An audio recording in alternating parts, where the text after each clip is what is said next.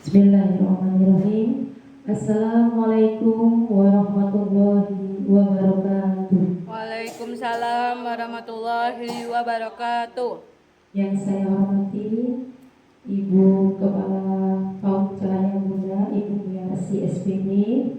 Yang saya hormati calon guru penggerak Bunda Umi Sania SPD, serta bunda-bunda yang dapat hadir pada kesempatan siang hari ini. Tama-tama marilah kita panjatkan puji syukur kehadirat Allah Subhanahu wa taala yang mana pada kesempatan hari ini kita dapat berkumpul bersama dalam acara yaitu praktik baik budaya positif calon guru penggerak Bunda Umi Sania. Salawat beserta salam tak lupa kita aturkan kepada junjungan kita yaitu Nabi Muhammad Sallallahu alaihi wasallam yang syafaatnya kita nantikan di yaumil qiyamah. Adapun susunan acara pada kesempatan siang hari ini, yang pertama yaitu pembukaan.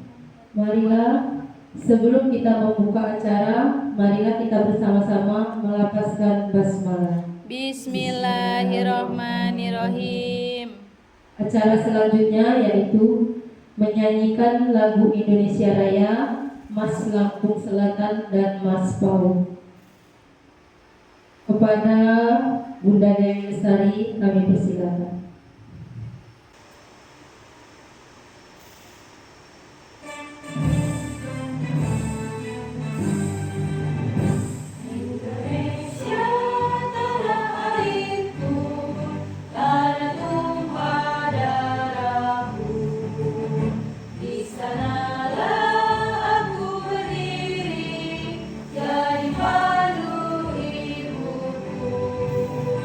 Indonesia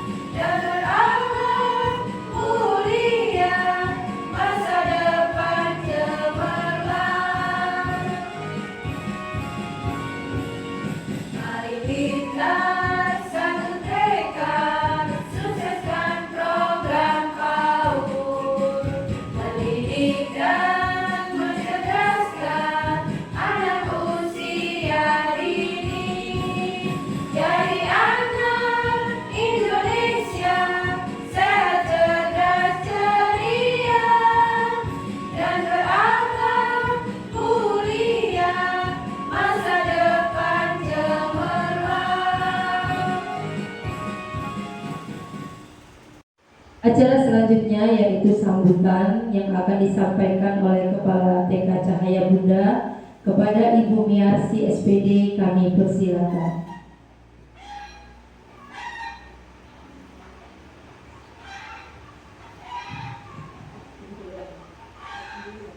Terima kasih.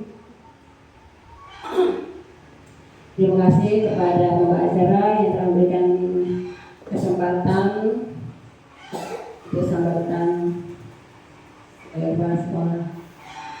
Bismillahirrahmanirrahim.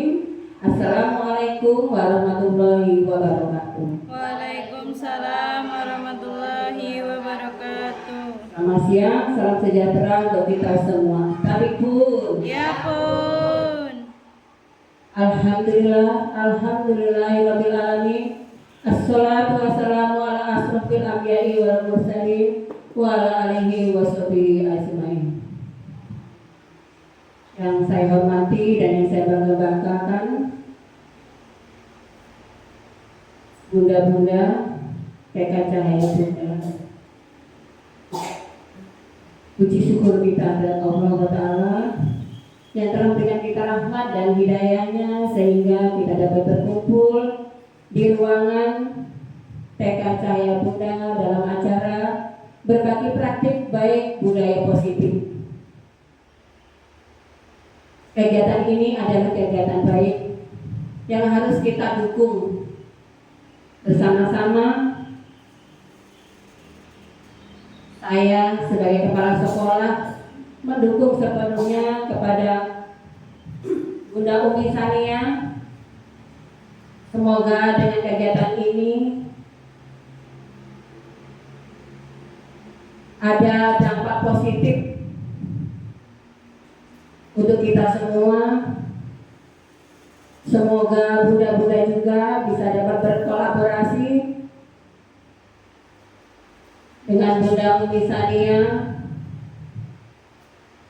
Harapan saya sebagai kepala TK Cahaya Bunda, dengan adanya guru penggerak di lembaga kita akan memberikan dampak baik positif untuk warga sekitar sekolah, baik untuk guru maupun anak didik kita semua. Mungkin hanya itu yang bisa saya sampaikan. Sekali lagi, ayo bunda-bunda, semangat Bunda Umi Sania, bagikan ilmu apa yang telah didapat dalam kegiatan berbagi praktik baik budaya positif. Kita semua harus bekerja keras, berkolaborasi yang baik demi majunya lembaga kita. Amin. Hanya itu saja yang bisa saya sampaikan. Sekali lagi saya mohon maaf kepada Allah, saya mohon ampun. Wabillahi taufiq wal hidayah. Wassalamualaikum warahmatullahi wabarakatuh. Waalaikumsalam warahmatullahi wabarakatuh. Acara selanjutnya yaitu acara inti yang akan disampaikan oleh Bunda Umi Sania SPD. Kepada beliau kami persilakan.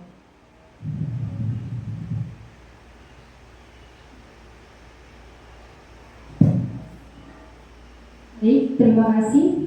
Bismillahirrahmanirrahim. Assalamualaikum warahmatullahi wabarakatuh. Selamat siang dan salam sejahtera untuk kita semua. Tapi pun,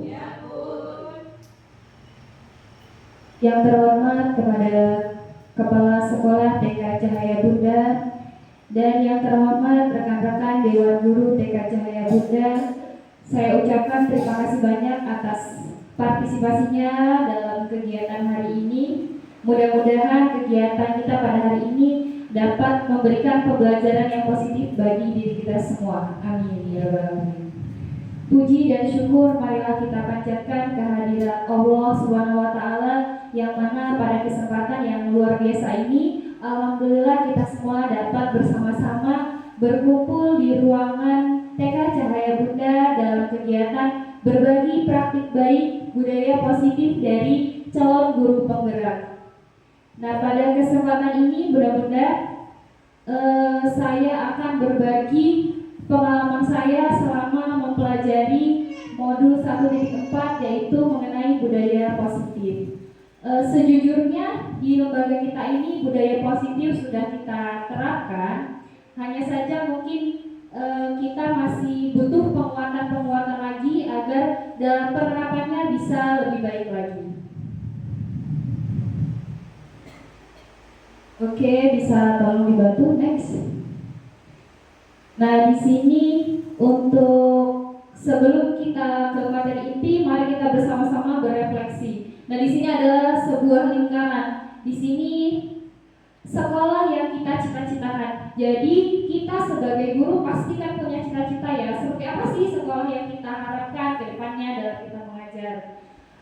Mari kita bersama-sama berefleksi bagaimana kira-kira gambaran sekolah kita ke depan. Kira-kira murid-murid yang memiliki kompetensi dan karakter Pancasila. Nah, untuk mencapai cita-cita ini kita membutuhkan pembelajaran yang berpusat pada murid. Untuk poin ini, alhamdulillah kita sudah menerapkan ya di lembaga kita. Sebisa mungkin kita mengupayakan pembelajaran yang kita sajikan itu berpusat pada murid. Untuk yang selanjutnya yaitu iklim sekolah yang aman, inklusif, dan merayakan kebinekaan. Alhamdulillah di TK Cahaya Bunda lingkungan sekolah kita aman, nyaman, dan menyenangkan bagi anak-anak.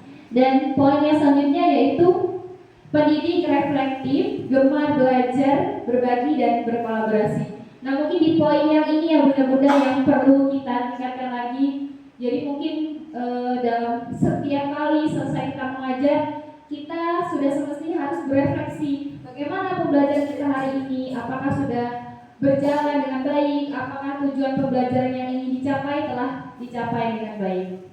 Nah, selanjutnya yaitu kepemimpinan untuk perbaikan layanan berkelanjutan. Jadi hal-hal yang positif harus dilaksanakan secara konsisten ataupun berkelanjutan. Oke, next. Miskonsepsi. Nah, di sini di bagian sebelah kiri ada tabel miskonsepsi dan di sebelah kanannya ada penjelasan. Yang miskonsepsi yang pertama yaitu penerapan budaya positif berarti tidak ada aturan atau konsekuensi. Nah, penjelasannya yaitu dalam hidup bermasyarakat selalu ada tatanan atau aturan dengan konsekuensi dari setiap tindakan yang dilakukan oleh anggota masyarakat. Dalam penerapan budaya positif, guru melatih kesadaran murid melalui pemahaman bahwa tatanan dan konsekuensi hadir untuk memberikan keselamatan dan kebahagiaan kepada diri sebagai manusia dan anggota masyarakat, sehingga tatanan tersebut dipatuhi bukan karena takut konsekuensi, tetapi karena kesadaran diri mewujudkan nilai-nilai berharga. Untuk miskonsepsi yang kedua yaitu dengan membuat keyakinan kelas dan ditempelkan di depan kelas, maka sudah cukup, tidak perlu ada tindak lanjut, tidak ada konsekuensi, tidak ada refleksi. Nah, di sini penjelasannya yaitu kesadaran hadir dari dalam diri ataupun internal. Nah, sementara hukuman atau penghargaan memberi hadiah dalam bentuk barang atau status. Nah, konsekuensi maupun apresiasi semuanya hadir dari luar diri yang diberikan oleh orang lain. Jadi kalau hadiah itu kan dari orang lain ya, bukan motivasi dari internal diri kita. Nah, selanjutnya untuk menghadirkan kesadaran ini dibutuhkan konsistensi dari seluruh komunitas sekolah dan sistem pendukung untuk melakukan tindak lanjut, memastikan konsekuensi dijalankan dengan bertanggung jawab, dan diskusi atau refleksi setiap saat. Dari sini untuk komunitas sekolah seperti halnya komunitas yang ada di sekolah kita yaitu komunitas guru. Jadi di antara kita harus memiliki kesadaran. Nah, untuk yang memastikan konsekuensi dijalankan dengan bertanggung jawab ini adalah tugas dari kepala sekolah sebagai supervisor nanti setiap kegiatan kita lakukan diskusi bersama ataupun refleksi. Yang selanjutnya yaitu langkah-langkah dalam menghadirkan kesadaran ini merupakan salah satu contoh melatih murid dan guru dalam berpikir lambat menggunakan bagian otak luhurnya.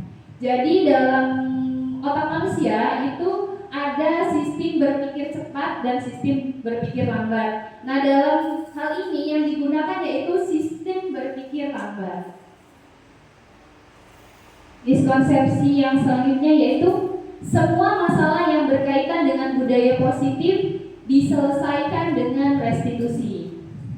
Nah, segitiga restitusi merupakan salah satu pendekatan disiplin positif untuk menyelesaikan permasalahan siswa terkait pelanggaran aturan. Pendekatan ini menekankan pada dialog, tanggung jawab, dan pemulihan, alih-alih hukuman. Sebelum melakukan pendekatan restitusi, pendidik seharusnya sudah menegakkan keyakinan kelas dan konsekuensi. Nah, untuk keyakinan kelas ini biasanya kan kita menyebutkan dengan aturan main kalau di sekolah ya. Tapi kalau di sini dikatakan keyakinan kelas, jadi ini bahasa lainnya lah gitu istilahnya. Jadi yang kita kenal di sekolah adalah setiap hari kita selalu berkata kepada anak-anak apa aturan main kita, apa yang sudah disepakati bersama. Nah itu. Nah, namun jika keyakinan kelas dan konsekuensi pun sudah tidak efektif, maka restitusi adalah pilihan terbaik. Nah, penting untuk diingat bahwa segitiga restitusi tidak selalu tepat untuk semua kasus. Oke, mungkin bisa next. Baik, Bunda-bunda, di sini kita akan mulai masuk ke eksplorasi konsep yang pertama, yaitu disiplin positif dan nilai-nilai kebajikan universal. Nah, perubahan paradigma stimulus respon ke teori kontrol. Ini di sini ada pertanyaan nih, bisakah kita mengontrol seseorang? Kira-kira bisa nggak ya Bunda-bunda? Bisa nggak ya? Dari pengalaman kita nih, bisa nggak sih kita mengontrol seseorang? Bisa. Nah, di sini di sebelah kiri yaitu stimulus respon dan di sebelah kanan teori kontrol. Kalau dalam stimulus respon, yang pertama kita mencoba mengubah orang agar berpandangan sama dengan kita. Kalau menurut teori kontrol, kita berusaha memahami pandangan orang lain tentang dunia. Gitu ya, jadi terlihat ya perbedaannya. Kemudian yang kedua, perilaku buruk dilihat sebagai suatu kesalahan. Jadi setiap hal yang buruk itu kita nilai sebagai kesalahan. Tapi kalau dalam teori kontrol, semua perilaku memiliki tujuan. Contoh nih, ketika anak kita naik ke atas meja, itu kan perilaku buruk ya. Otomatis kita akan menilai bahwa itu kesalahan. Padahal kalau menurut teori kontrol kan semua perilaku memiliki tujuan. Bisa jadi anak itu naik di atas meja punya tujuan tertentu, sehingga dia punya alasan tersendiri. Selanjutnya, orang lain bisa mengontrol saya kalau menurut stimulus respon. Tapi kalau menurut teori kontrol, hanya Anda yang bisa mengontrol diri Anda. Jadi hanya kita nih nggak bisa dikendalikan oleh orang lain. Kalaupun orang lain mengendalikan diri kita, tapi kalau dari diri kita yang nggak ada kemauan kan pasti nggak bisa ya. Selanjutnya, pemaksaan ada pada saat bujukan gagal. Biasanya ketika kita gagal membujuk, akhirnya dipaksa ya muridnya. Contohnya seperti ketika anak diantar ibunya tidak mau ditinggal, kita bujuk, tetap nggak mau, akhirnya kita melakukan sedikit pemaksaan supaya anak mandiri, tidak ditunggu ibu di sekolah. Nah, kalau menurut teori kontrol, kolaborasi dan konsensus menciptakan pilihan-pilihan baru. Jadi mungkin bisa nggak apa-apa nih ibunya ikut masuk ke kelas, nanti ibunya bisa menjadi guru pendamping gitu, membantu mendampingi anak-anak. Selanjutnya yaitu model berpikir menang atau kalah. Jadi kalau menurut stimulus respon itu ada berpikir menang kalah, tapi kalau menurut teori kontrol, model berpikirnya menang-menang, semuanya pemenang. Seperti di PAUD, ketika kita mengadakan lomba, semua anak kita katakan bahwa mereka adalah juara. Jadi, apakah makna disiplin? Nah, berasal dari bahasa Latin disiplina yang artinya belajar. Makna asal dari kata ini berkonotasi dengan disiplin diri dari murid-murid Socrates dan Plato. Disiplin diri membuat orang menggali potensinya menuju sebuah tujuan apa yang dia hargai. Namun dalam budaya kita, makna kata disiplin telah berubah menjadi sesuatu yang dilakukan seseorang pada orang lain untuk mendapatkan kepaduan. Kecenderungan umum adalah menghubungkan kata disiplin dengan ketidaknyamanan, bukan dengan apa yang kita hargai atau pencapaian suatu tujuan mulia. Jadi memang kalau dalam budaya kita, ketika kita mau mendisiplinkan anak itu ada sedikit paksaannya ya. Makanya di sini dikatakan begitu. Oke, next. Nilai-nilai kebajikan universal. Nilai-nilai kebajikan adalah sifat-sifat positif manusia yang merupakan tujuan mulia yang ingin dicapai setiap individu. Nilai-nilai tersebut bersifat universal dan lintas bahasa, suku bangsa, agama maupun latar belakang.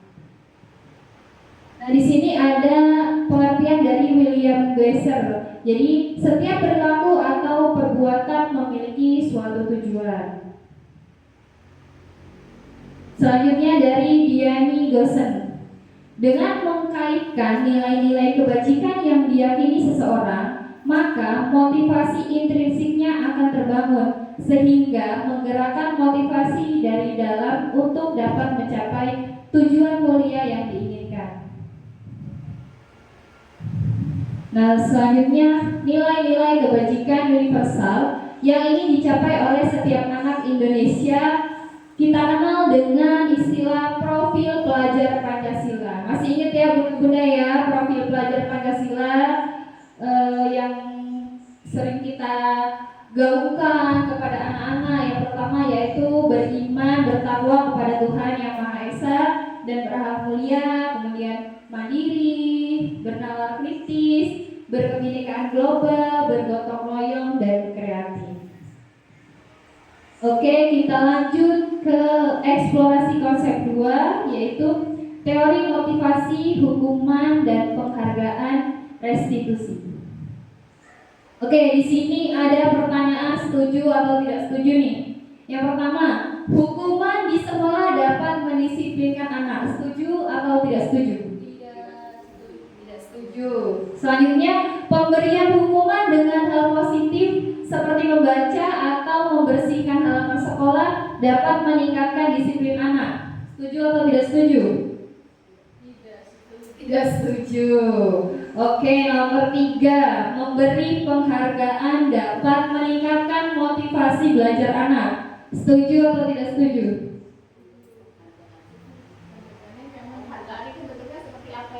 Penghargaan bisa berupa ucapan, apresiasi, atau pemberian hadiah ketika ada juara. Kira-kira setuju gak nih?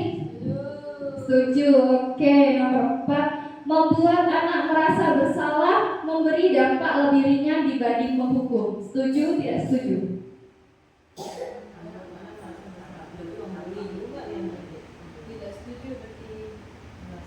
Kalau tidak setuju berarti lebih setuju menghukum nih.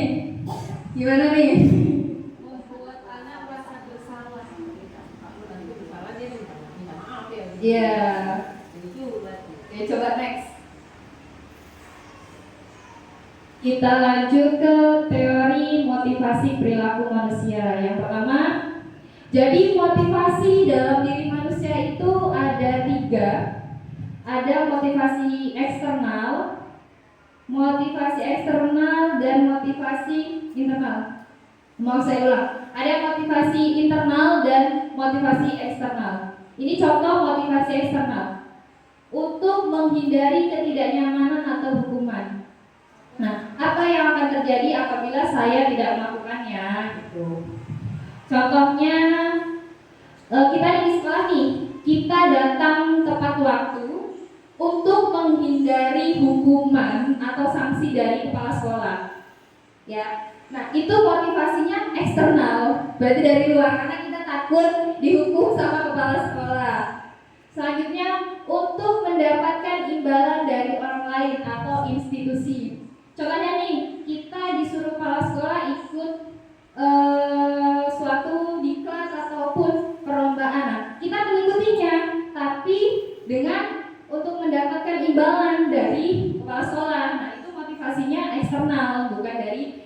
internal kita. Nah, terus yang terakhir yaitu untuk menghargai diri sendiri. Jadi gini nih, kita menanamkan dalam diri kita bahwa saya harus berangkat pagi, saya tidak boleh telat supaya saya bisa menjadi contoh yang baik bagi anak didik saya. Nah, itu adalah contoh motivasi yang berasal dari diri kita sendiri. Tapi kalau seperti yang pertama, kita takut ditegur oleh kepala sekolah atau ingin mendapatkan imbalan, nah itu adalah motivasi-motivasi yang datang dari luar. Oke, next. Nah, dari Alif Khon, dihukum oleh penghargaan. Bahwa penghargaan berlaku sama dengan hukuman, dalam arti meminta atau membujuk seseorang melakukan sesuatu untuk memenuhi suatu tujuan tertentu dari orang yang meminta atau membujuk. Dorongannya eksternal dan akan ada faktor ketergantungan. Beberapa dampak dari pemberian penghargaan. Contohnya, nanti dulu Bun, kembali. Ketika kita memberikan penghargaan kepada anak, misalnya setiap kali anak mau berperilaku baik, kita kasih bintang nih biasanya ya di sekolah ya. Siapa yang bisa begini nanti udah kasih bintang. Nah, nanti anak mau nih. Tapi ketika kita tidak memberikan si bintang itu sebagai penghargaan, nah si anak ini nggak akan mau melakukan. Jadi itu sebenarnya memberikan dampak yang kurang baik juga dengan kita terlalu sering memberikan penghargaan. Oke, next.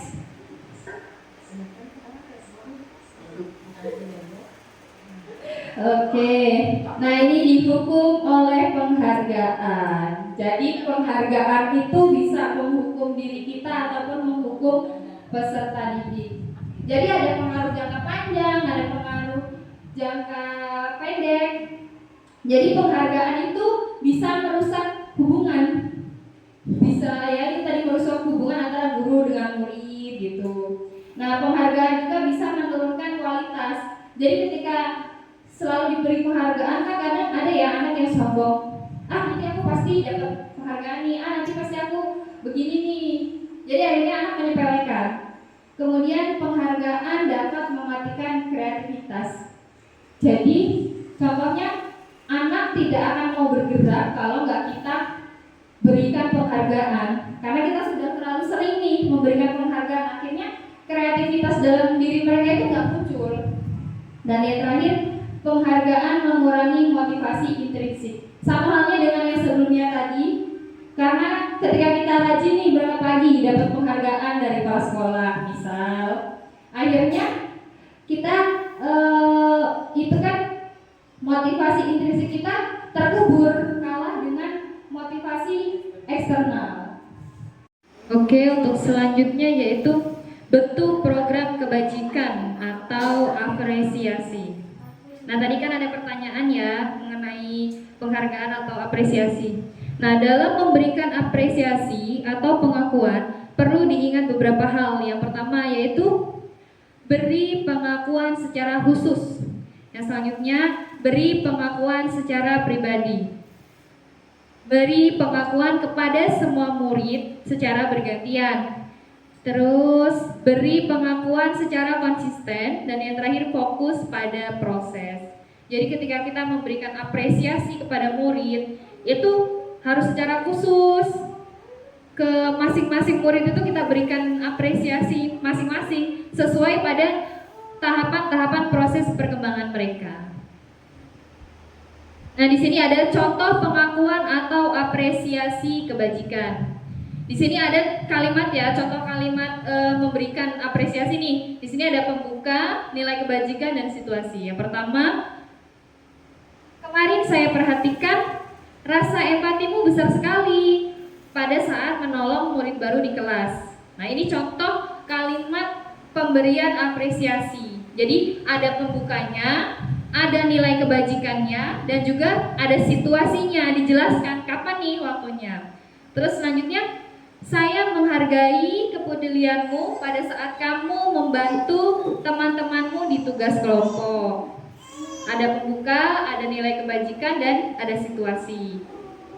Terus selanjutnya ada Terima kasih untuk rasa tanggung jawabmu pada saat kamu memungut kertas-kertas yang berserakan di lantai. Nah, jadi ini adalah contoh-contoh kalimat pengakuan ataupun apresiasi kebajikan. Nah, di sini ini adalah contoh nilai-nilai kebajikan pada murid. Nah, ini adalah tindakan guru nih. Di sini kita akan berefleksi ya. Untuk yang pertama yaitu mencatat 100 kali di dalam buku kalimat saya tidak akan terlambat lagi karena terlambat sekolah. Nah, yang seperti ini disebutnya hukuman. Selanjutnya, lari mengelilingi lapangan basket 2 kali karena terlambat hadir di sekolah. Nah, ini adalah hukuman.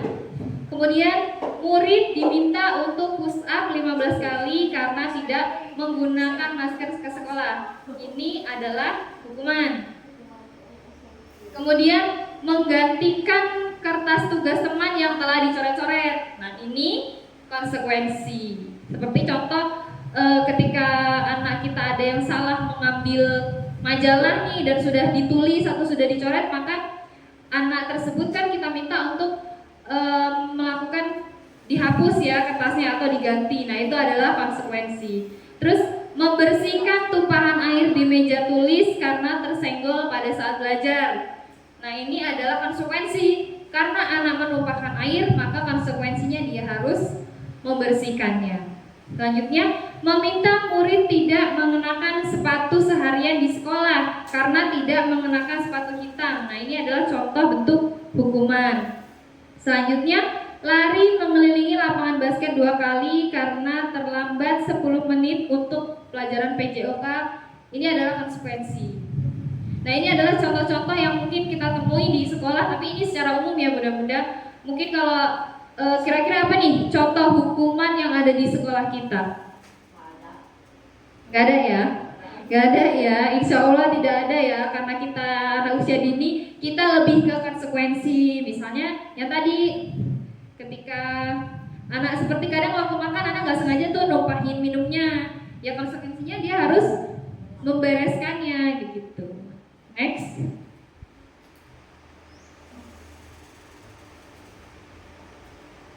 Oke, mungkin bisa di sini adalah hukuman, konsekuensi, dan restitusi. Nah, ini adalah bentuk-bentuk hukuman. Jadi hukuman itu adalah sesuatu yang menyakitkan, tapi harus terjadi. Kemudian tidak nyaman untuk murid anak untuk jangka waktu panjang. Korban mendapatkan keadilan dan murid akan tersakiti.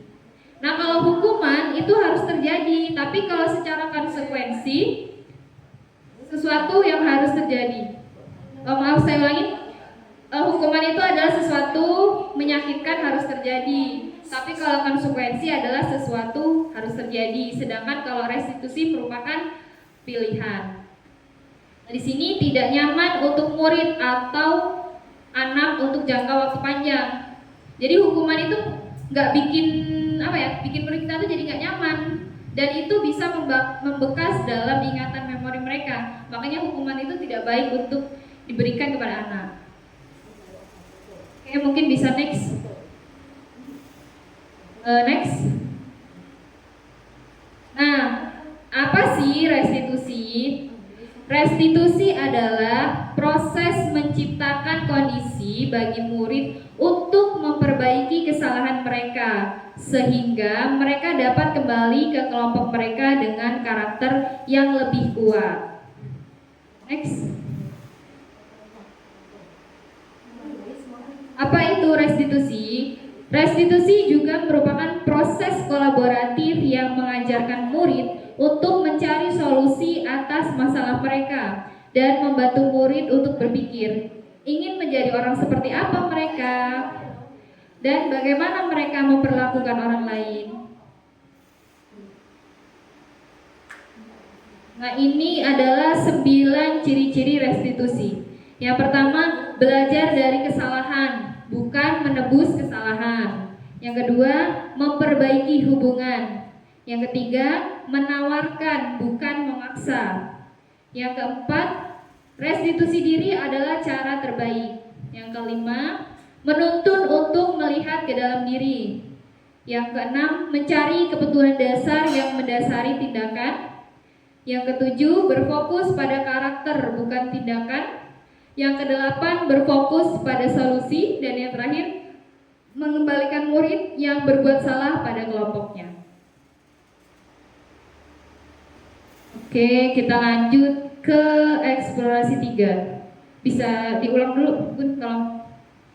Yaitu keyakinan kelas. Nah, di sini ada pertanyaan nih, mengapa tidak peraturan saja? Mengapa harus keyakinan kelas? Nah, mengapa kita memiliki peraturan harus menggunakan helm bila mengendarai kendaraan roda 2? Kenapa nih? Kenapa ya Bun? Kenapa kita memiliki peraturan harus menggunakan helm ketika mengendarai sepeda motor? Karena untuk keselamatan diri kita sendiri. Iya, untuk keselamatan diri kita. Selanjutnya, mengapa kita memiliki peraturan membuang sampah di tempatnya? Agar sampah tidak berserakan dan lingkungan jadi bersih ya. Pertanyaan terakhir, mengapa kita memiliki peraturan harus datang tepat waktu pada saat mengikuti pelatihan? Agar tidak tertinggal materi. Iya, supaya kita tidak tertinggal materi ya. Nah, untuk mendukung motivasi intrinsik, kembalikan ke nilai-nilai keyakinan-keyakinan karena akan lebih menggerakkan seseorang dibandingkan mengikuti serangkaian peraturan-peraturan. Oke, next. Next lagi. Ini adalah contoh peraturan dan yang di sebelah sini adalah keyakinan kelas atau nilai kebajikan. Nih kalau peraturan nih, selalu kembalikan buku ke tempatnya. Ini adalah contoh bentuk peraturan. Tapi kalau keyakinan kelas ini adalah tanggung jawab. Kemudian dilarang mengganggu orang lain. Ini adalah peraturan. Nah, tapi kalau dalam keyakinan kelas ini adalah bentuk menghormati orang lain dan diri sendiri. Jadi dengan kita tidak mengganggu orang lain berarti kita menghormati orang lain dan juga diri kita sendiri. Selanjutnya, hadir di sekolah 15 menit sebelum pembelajaran dimulai. Nah, berarti menghormati orang lain, komitmen pada tujuan.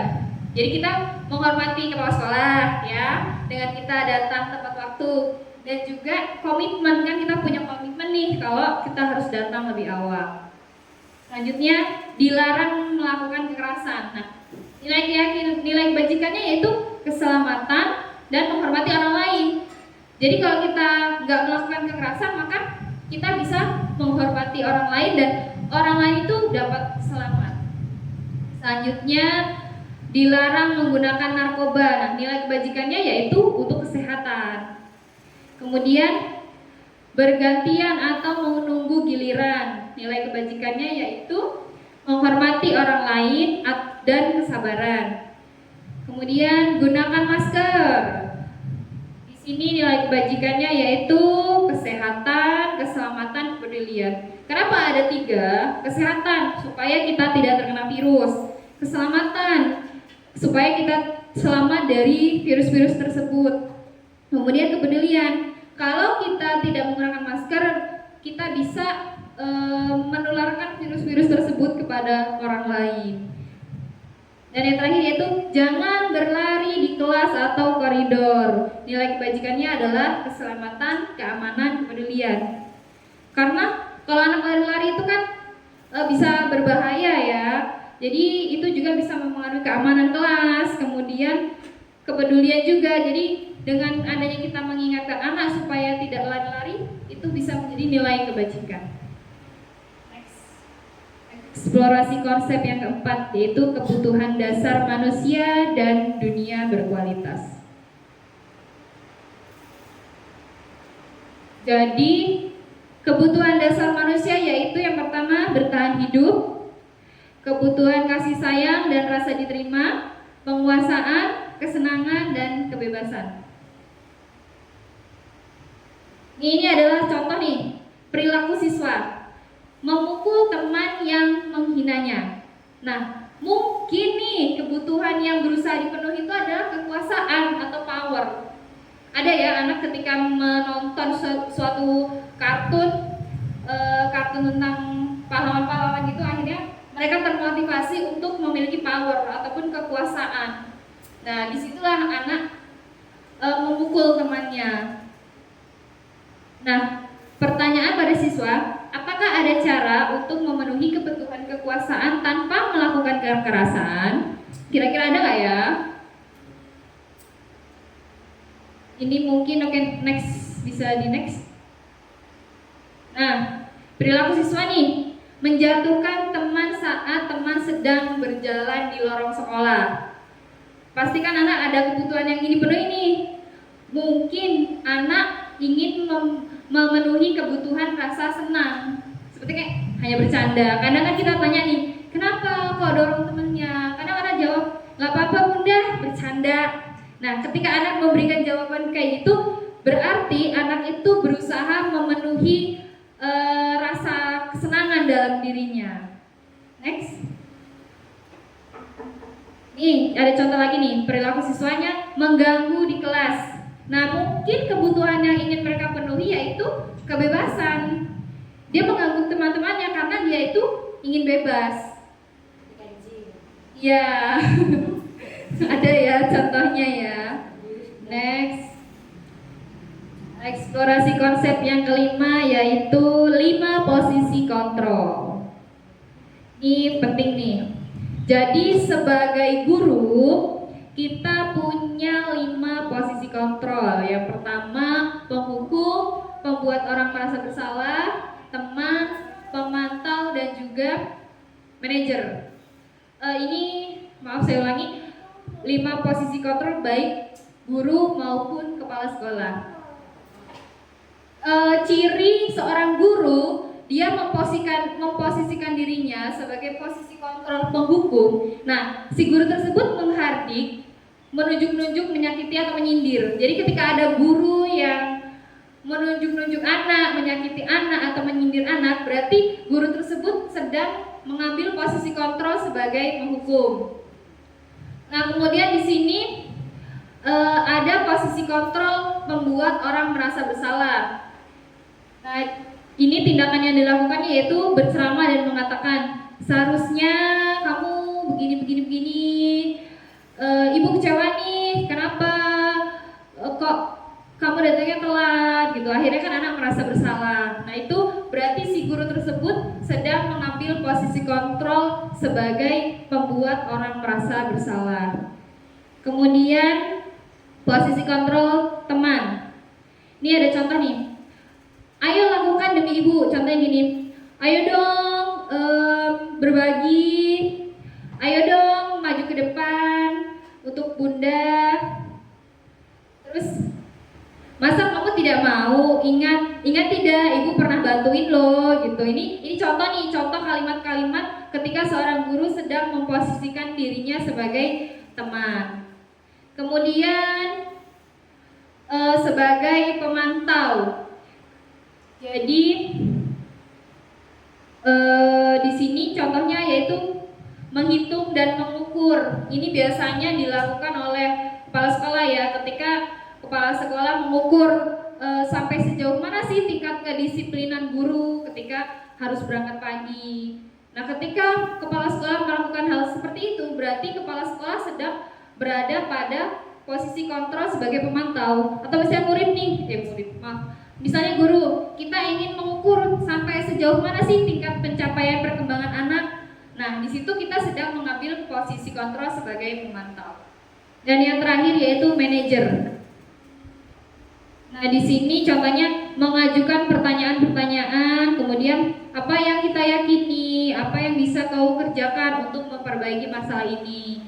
Jadi di sini mungkin lebih, kalau di TK ini lebih ke posisi kepala sekolah ya, dalam mengatur tatanan sekolah. Oke, next. Ini sebenarnya ada latihan ya, tapi sudah tertampilkan. Ini contohnya. Ini kalimat, saya kecewa sekali dengan kamu.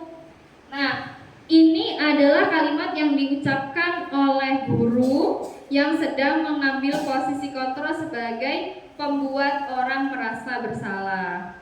Kemudian kamu tidak pernah benar melakukannya. Nah, ini posisi kontrol sebagai penghukum. Kemudian, ayolah lakukan demi ibu. Nah, ini contoh posisi kontrol sebagai teman.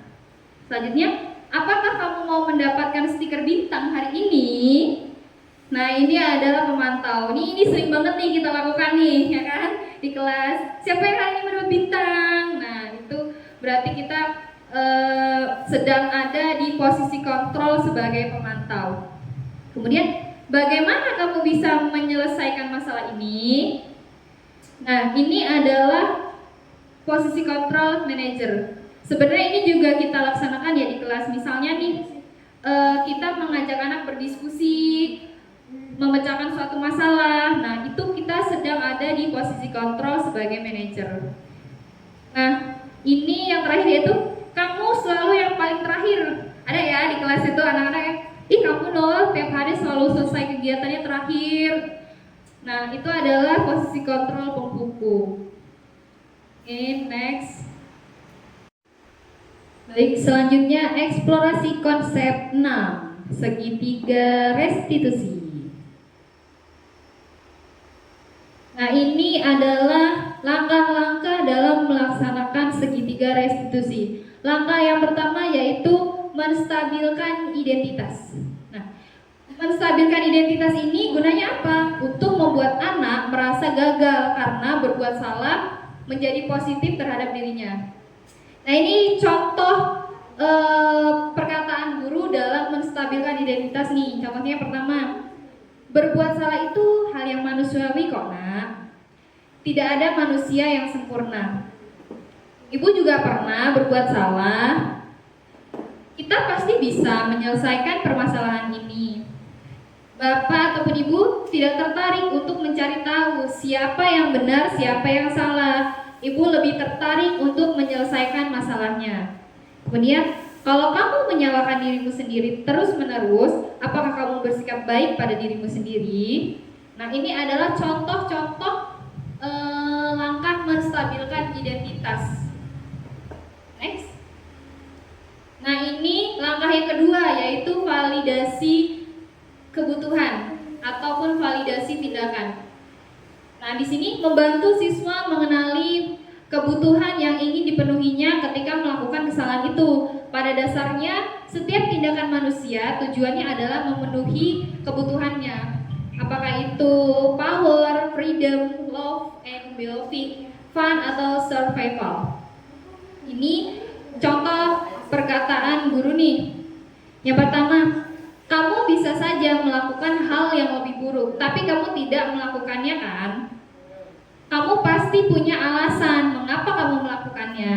Nih contohnya nih biasanya ketika anak membuat kesalahan, dia misalnya duduk di atas meja, terus kita nanya nih sebagai guru, kenapa kok duduknya di atas meja? Atau kenapa kok buang sampah sembarangan? Nah, itu adalah contoh memvalidasi tindakan atau memvalidasi kebutuhan. Oke, next. Nah, ini langkah yang terakhir yaitu menanyakan keyakinan. Nah, anak melihat kesalahannya dihubungkan dengan norma sosial dan nilai-nilai yang mendasari manusia berinteraksi dengan orang lain. Ini contohnya nih, guru berkata, apa nilai yang kita percaya di kelas? Ini seperti halnya gini, ketika anak buang sampah sembarangan nih, kita tanya, dalam aturan main kita, kalau buang sampah itu di mana? Nanti anak menjawab, di kotak sampah. Nah, pertanyaan kita itu adalah proses ataupun langkah menanyakan keyakinan kelas. Jadi, kita tanyakan kembali nih ke anak, keyakinan kelas ataupun aturan main yang kita punya itu apa gitu. Oke, next. Oke, ini adalah kasus yang pertama. Di sini ada si Apip. Apip ini melakukan kesalahan. Dia membawa mainan dari rumah. Nah, di sini Bunda Umi ini melakukan langkah-langkah segitiga restitusi. Jadi yang pertama Bunda Umi menyetabilkan identitas. Diajak nih si Apipnya ngobrol nih. Ditanya, Apip pegang apa? Kata Apip, pegang mainan, buah dan sayur. Terus ditanya lagi, Dapat dari mana? Kan bunda nggak punya. Nah itu proses menstabilkan identitas. Dijawablah dari rumah gitu. Terus ditanya sama bundanya untuk memvalidasi tindakan. Kenapa kok bawa mainan dari rumah gitu? Dia jawab, nggak apa-apa, pengen aja. Nah kemudian bunda melakukan langkah untuk menanyakan keyakinan kelas. Ditanya nih, ingat nggak sesuai kesepakatan kelas kalau bermain itu mainan yang ada di kelas, tidak boleh membawa mainan yang ada di rumah. Kemudian Apip dan Bunda membuat kesepakatan bahwa besok lagi tidak boleh membawa mainan dari rumah. Ini adalah contoh kasus yang kedua. Nih di sini ada si Elvina, dia membuat kesalahan yaitu duduk di atas meja. Kemudian Bunda Umi mengajak si Elvina ini untuk duduk dulu nih ke bawah, yuk kita yuk duduk di ambal. Terus ditanya, kenapa kok Elvina duduk di atas meja? Kata Elvina, nggak apa-apa, lagi pengen aja nih duduk di atas meja.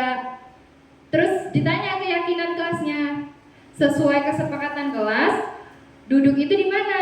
Nah, si Elvina ini menjawab, duduknya di ambal atau di kursi.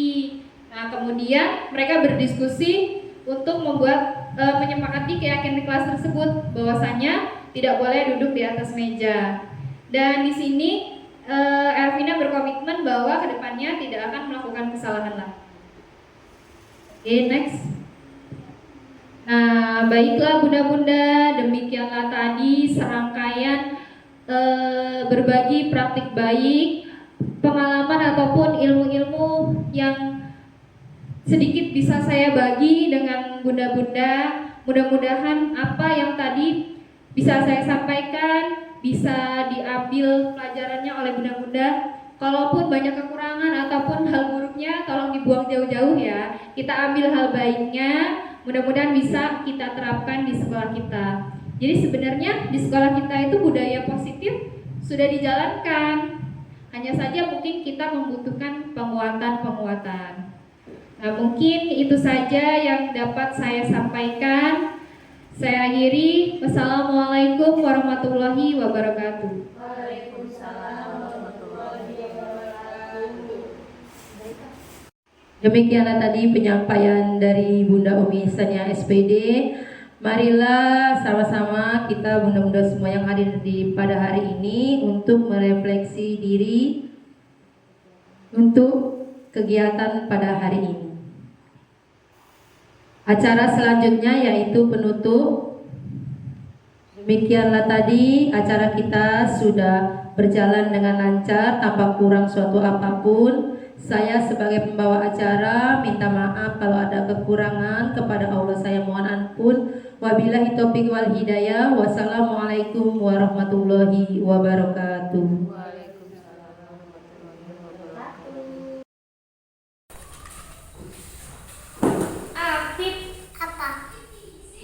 Mainan apa? Sayur. Sayur. Kan bunda nggak punya mainan kayak gini. Apip bawa dari mana? Rumah. Loh, kok bawa dari rumah? Ya. Kan sesuai kesepakatan kelas, kalau di sekolah mainnya mainan yang ada di Kelas. Iya, boleh nggak sih kalau bawa mainan sendiri dari rumah? Tidak boleh, ya. Besok nggak boleh bawa mainan lagi dari rumah. Ya. Kalau mau main di sekolah pakai mainan yang ada di Kelas. kelas. Pinter, tos dulu. Oke, setelah ini mainannya disimpan di tas. Oke, besok nggak boleh dibawa lagi ya. Janji? Janji. Oke.